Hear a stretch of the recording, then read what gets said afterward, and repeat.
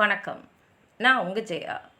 இன்றைக்கி நம்ம இந்த வீடியோவில் சசி தேஷ்பாண்டே எழுதின ஸ்மால் ரெமெடிஸ் இந்த நாவலுடைய சம்மரியை பார்க்கலாம் வாங்க. சசி தேஷ்பாண்டே ஒரு இந்தியன் நாவலிஸ்ட். இவங்க பிறந்தது 1938 19 ஆகஸ்ட் மாதத்தில். பிறந்த இடம் கர்நாடகா.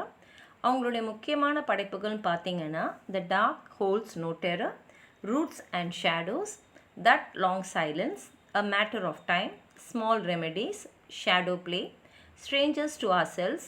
அது இல்லாமல் அவங்களோட மெமரான லிசன் டு மீ. 1990 அவங்களுக்கு சாகித்ய அகாடமி அவார்டு கிடச்சிது. 2009 அவங்களுக்கு பத்மஸ்ரீ அவார்டு கிடச்சிது. இந்த நாவல் ஸ்மால் ரெமெடிஸை அவங்க 2000 ஆண்டில் தான் அவங்க பப்ளிஷ் பண்ணாங்க. இந்த கதையில் மாதுரின்ற ஒரு மிடில் ஏஜ் ரைட்டர் தான். அவங்களுக்கு அவங்களுடைய மகன், ஒரே மகன் ஆதித்யா கம்யூனல் ரையாட்ஸில் ஒரு ட்ராஜிக் டெத்து ஆகிடுச்சு. அது அவங்கள ரொம்ப கஷ்டப்படுத்திடுச்சு. அது இல்லாமல் அவங்க கணவரை விட்டும் அவங்க பிரிஞ்சிட்டாங்க. அவங்க கணவர் பேர் சோம். இப்போ அவங்க என்ன நினைக்கிறாங்கன்னா, சரி நம்ம அவங்க எழுத்தாளர் தானே, அதனால் சாவித்ரிபாய் இந்தோர்கர்னு ஒரு ரொம்ப ஃபேமஸான இந்துஸ்தானி கிளாசிக்கல் சிங்கரை பற்றி நம்ம அவங்களோட பயோகிராஃபி எழுதலான்னு முடிவு பண்ணுறாங்க. ஏன்னா சாவித்ரிபாய் இந்தோர்கர் சமுதாயத்தில் இருக்கக்கூடிய இப்படி கோட்பாடுகள்லாம் இருக்கு இல்லையா, அந்த கோட்பாடுகளை எதிர்த்து வாழ்ந்த ஒரு பெண்மணி அவங்க. அதனால் அவங்கள பற்றி எழுதலான்னு சொல்லிட்டு ஆராய்ச்சி செய்கிறதுக்காக அவங்க பவானிபூர் போகிறாங்க. அங்கே அவங்களுடைய பழைய குடும்ப தோழியான லீலா அவங்க அங்கே இருக்காங்க. அதனால் அவங்க கூட தங்கியிருந்து இந்த ஆராய்ச்சியை செய்யலாம் அப்படின்னு அவங்க முடிவு பண்ணுறாங்க.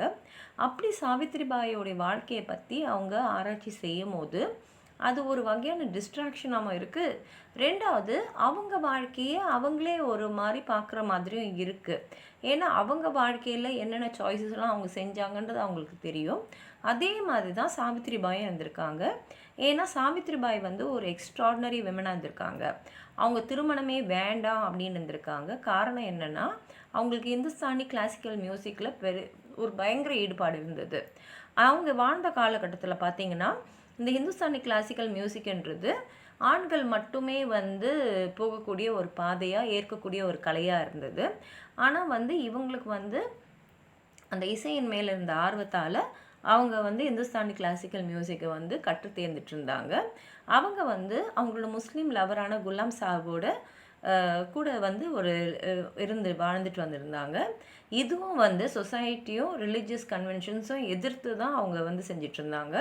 அதனால தான் சாவித்ரிபாய் இசை உலகத்தில் ரொம்ப பெரிய ஆளாக ஆனாலும் அவங்களுடைய வாழ்க்கையை பற்றி எல்லாருமே ஒரு விமர்சிக்கக்கூடிய இடத்துல தான் அவங்க எப்போதுமே இருந்தாங்க. ஏன்னா அவங்க முடிவு எடுத்தது அந்த மாதிரி. அந்த முடிவில் அவங்க வாழ்ந்துட்டுருக்கும் போது சமுதாயத்தோட பார்வையிலையும் அவங்க விழ வேண்டியதாக இருந்தது. இப்படி அவங்களோட வாழ்க்கையை பற்றி மாதுரி ஆராய்ச்சி செய்யும் போது அவங்க நிறைய கேள்வி அவங்க மனசுக்குள்ளே எழுது. இந்த சமுதாயம் என்னெல்லாம் நம்மக்கிட்ட எதிர்பார்க்குது, அதுலேயும் பெண்கள்னு வரும்போது அந்த பெண்களையும் சுதந்திரமாக ஒரு ஆம்பிஷனோடு வாழற பெண்கள் எல்லாம் இந்த சமுதாயம் எப்படி பார்க்குது அப்படின்றதையும் அவங்க பார்க்குறாங்க. ஏன்னா அவங்க மட்டும் இல்லை, சாவித்ரிபாயும் நிறைய போராட்டங்களை எதிர்கொள்ள வேண்டியிருந்து சண்டையிட வேண்டியிருந்தது. அதாவது சாவித்ரிபாயோடைய உலகம் வேறு உலகம், மாதுரியோட உலகம் வேறு உலகம்.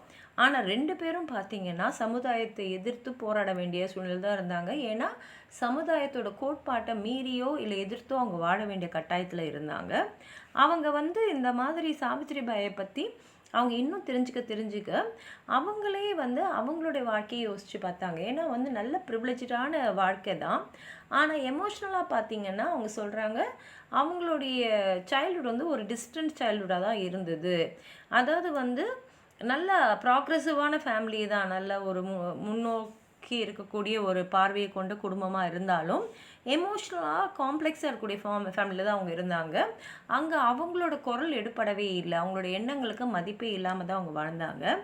அவங்க கணவரோடு அவங்க வாழ்ந்த வாழ்க்கையும் பார்த்திங்கன்னா ஆரம்பத்தில் அன்பு நிறைந்த வாழ்க்கையாக தான் இருந்தது. ஆனால் அவங்களோட ஒரே மகன் ஆதித்யா இறந்துட்ட அப்புறம் அவங்களுக்குள்ளே இருந்த அன்பு போயிடுச்சு. அவங்களால ஒன்றா சேர்ந்து வாழவே முடியல.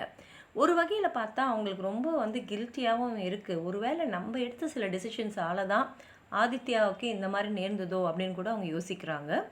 அதே சமயத்தில் இந்த பெண்மணியான லீலா அவங்களுடைய நெருங்கிய குழந்தை பருவத்துலேருந்து இருந்த அவங்களோட தோழி அவங்களும் வந்து இவங்களோட குழந்தை பருவத்தில் ரொம்ப முக்கியமான பங்கு வகிச்சிருக்காங்க. ஆனால் லீலாவோட வாழ்க்கையும் பார்த்திங்கன்னா அவங்களுக்கும் நிறைய பேட்டில்ஸ் இருந்திருக்கு. அவங்களும் வந்து சமுதாயத்தோட எதிர்பார்ப்புக்கு ஏற்ற மாதிரி நிறைய வாழ வேண்டியிருந்தது. இது எல்லாமே வந்து இந்த நாவலில் அவங்க சொல்கிறாங்க. இதில் பார்த்திங்கன்னா சசி வந்து பெண்கள் அவங்க வந்து அவங்களுக்கு இது வேணும், இது என்னுடைய ஆசை, இதை நான் அடையணும்னு நினைக்கும் போது எவ்வளோ பெரிய விலையை வந்து அவங்க கொடுக்க வேண்டியிருக்கும். அது காதலாக இருக்கலாம், இல்லை குடும்பமாக இருக்கலாம், இல்லை சமுதாயத்தோட அங்கீகாரமாக இருக்கலாம். இதுக்காக பெண்கள் வந்து போராட வேண்டிய கட்டாயத்தில் இருக்காங்க. ஆண்கள் அந்த மாதிரி செய்யும் போது அவங்களுக்கு இந்த போராட்டம்லாம் இல்லை. ஏன்னா அது சமுதாயம் இயற்கையாக ஏற்றுக்குது. ஆனால் பெண்கள் வரும்போது அவங்களுக்கு எல்லாத்துலேயுமே ஒரு எதிர்ப்பு இருக்குது. இப்போ சாவித்திரிபாய் பார்த்திங்கன்னா அவங்க வந்து தேர்ந்தெடுத்த துறை வந்து இசைத்துறை. அந்த துறையில் போகும்போது அவங்களுக்கு தெரிஞ்சிடுச்சு நம்ம வந்து ஒரு ஃபேமிலி லைஃப்பில் இருக்க முடியாதுன்னு. அதே சமயத்தில் மாதுரியும் வந்து ஒரு பர்சனல் இண்டிபெண்டன்ஸ் வேணுன்றதுக்காக எமோஷனல் செக்யூரிட்டியை விட்டு வந்தாங்க. அது மாதிரி பார்க்கும்போது அவங்க எதையாவது ஒன்று தியாகம் பண்ணாதான் இல்லை இழந்தாதான் இன்னொன்று அடைய முடிகிற மாதிரி இருக்குது. இப்போ மாருதிக்கும் ஒரு விஷயம் புரியுது. அதை வந்து எழுதுறது, ஞாபகம் வச்சுக்கிறது, இல்லை புரிஞ்சிக்கிறது, இது மூலமாக வந்து நம்ம வாழ்க்கையில் நமக்கு ஏற்படக்கூடிய சில தடங்கல்கள், சில காயங்களெல்லாம் நம்ம வந்து சரி செஞ்சுக்க முடியும் அப்படின்றத புரிஞ்சுக்கிறாங்க. நம்மளுடைய இழப்பு, நம்மளுடைய கஷ்டம் இதெல்லாம் வந்து நம்ம திருப்பி வந்து மாற்ற முடியாது. ஆனால் அதுக்காக அதுலேயே உட்காந்துக்கிட்டு இருக்க முடியாது. நம்ம முன்னேறி போயிட்டே தான் இருக்கணும். அதனால் இந்த நாவலோட கடைசியில் பார்த்திங்கன்னா அவங்களுடைய கஷ்டங்களுக்கெல்லாம் அவங்களுக்கு வந்து எந்த விதமான ஒரு இழப்பீடும் வந்து அவங்களுக்கு கிடைக்கல. ஆனால் அவங்க வாழ்க்கையை புதிய கண்ணோட்டத்தோடு பார்க்க ஆரம்பிக்கிறாங்க. எழுதும் போது அவங்களுக்கு ஒரு மன திருப்தி வருது. அது அவங்களுக்கு ரொம்ப பிடிச்சிருக்கு.